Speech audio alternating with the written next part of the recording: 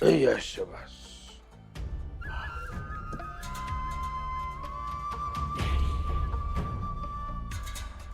छत्री हा? आमच्या दोन दोन बायका कुठे गेल्या? तर आम्ही बाहेरून आलो, आम्हाला पाणी द्यायला त्या हजर नाही. तसं आजवर कधी झालं नव्हतं. काय चाललंय यांचं? घरात राहायचं की नाही? डॅडी मी बघून येऊ का कुठल्या कामात गुंतल्यात ती? हा? हा, बघा बघा.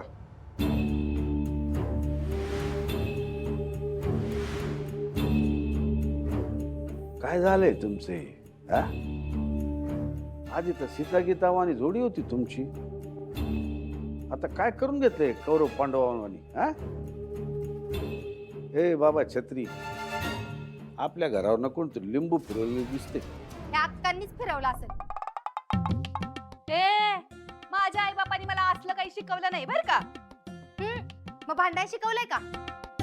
आता तू लय सुतळा सळसूद आणि शांत स्वभावाची आहेस की नाही? हायच म्हणून तर मालकांनी मला पसंत केली. तुझ्या आधी मालकांची पहिली पसंती मी आहे. तुझ्या आधी या घरात मी आले आहे, विसरू नकोस. तुम्ही असताना मी मला मालक घेऊन आले, त्याच्यावरनच ओळखा की. काय करू यांचं? हा? माझ्या नादाला लागत नाही तुला त्या दोघी.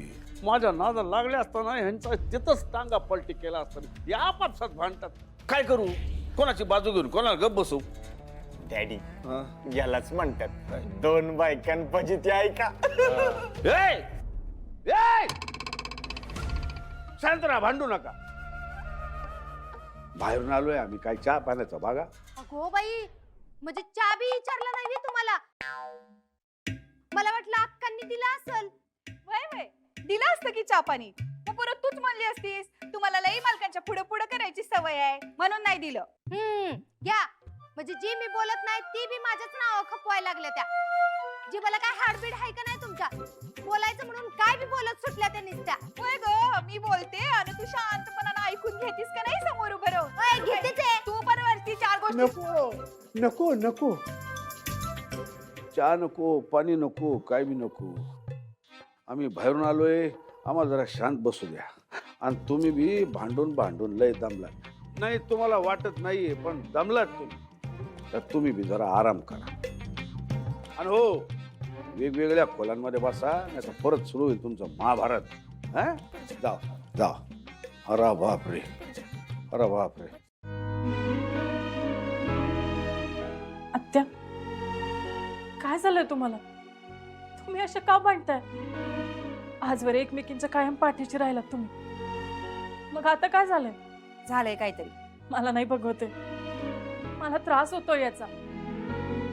आधीच या घरात फक्त तुमच्या दोघींचाच आधार होता मला, आणि आता तुम्ही पण.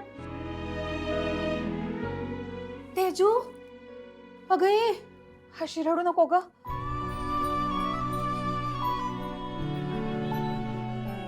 तेजू, अगं आम्ही दोघी तुझ्यासाठी भांडतोय. माझ्यासाठी? हाय, म्हणजे शत्रूनं तुझ्यापासून लांब राहावं, त्याचं लक्ष तुझ्यापासून हटावं म्हणून आम्ही खोटं खोटं भांडायचं नाटक करतोय. नाटक? अगं पण डॅडींना कळलं तर ते तुम्हाला. काही बी करणार नाही. अगं कसं आहे माहितीये का, आम्ही त्यांच्याशी भांडलो असतो का नाही तर त्यांनी जीव नकोसा करून टाकला असता आमचा. पण आम्ही एकमेकींशी भांडतोय आणि बायका भांडायला लागल्या का नाही की त्याची काही बी सुधरत नाही, फार वितरून जातात ते. त्यामुळे तू अजिबात काळजी करू नकोस. आता आम्ही दोघी बी बघतोच. दीदी, अगं काय? आम्हाला वाटलं नव्हतं तू आज येशील म्हणून. असं कसं? तुम्ही सगळे एवढ्या अडचणीत असताना मी कशी पाठ फिरवेन? व्हय, चल आता कारले आणि कांदे दे मला. आज कारल्याची भाजी करू. आणि हा यमू, एका पातेल्यात ना पाणी गरम करायला ठेव. धनु, काय मदत लागली ते सांगा. त्याच्याच गरज नाही पडणार ना. यमू, काय बनवताय का जेवायला? कारल्याची भाजी. कारल्याची भाजी? वाकडं तोंड केलं ना तो उपाशी मारीन. फुकट जे मिळते ना ते गप गिळायचं. यमू त्या पातेल्याचा अंडी घाल बघ उकडायला. अंडी बघ बघ काहीतरी पोरीकडे शिक जरा. तू काल तिला एवढं ऐकवलंस तरी तुझ्यासाठी अंडी शिजवती ती. जाऊ द्या नाना, आता रिकाम्या पोटी गावभर सायकल घेऊन टवाळका करायला जोर राहणार नाही ना.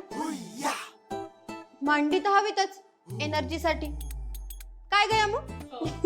ए आता तू अंडी शिजवा लागल्यास म्हणून काय बोलत नाही हा. नाहीतर जाऊ दे, मी काय बोलतच नाही.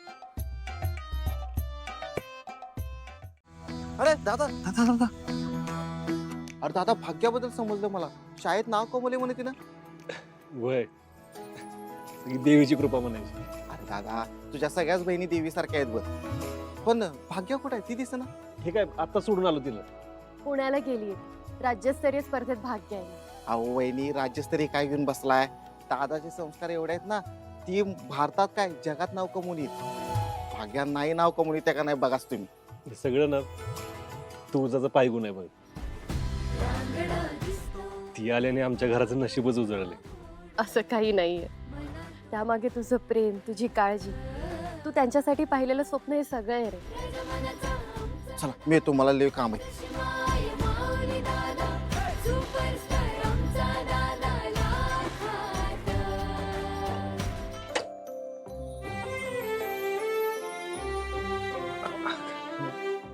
काय करतेस?